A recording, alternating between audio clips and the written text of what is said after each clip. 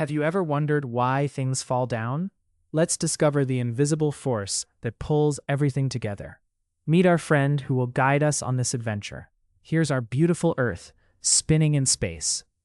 But Earth has a special power. Watch closely as we explore what happens. Look, an apple appears high in the air. What do you think will happen? Whoosh! It falls down, down, down, right toward Earth.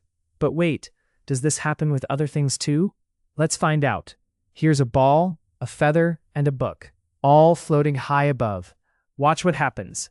They all fall down. Everything falls toward Earth. This is the amazing secret of gravity.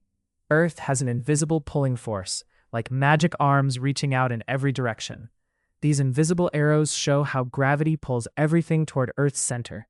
You can't see it, but it's always there. Pulling, pulling, pulling. Gravity is what keeps us on the ground, what makes things fall, and what holds our world together. So remember, gravity is Earth's special superpower. It pulls everything close, and that's the beautiful secret of why things fall down. Isn't gravity amazing? Thank you for exploring with us today.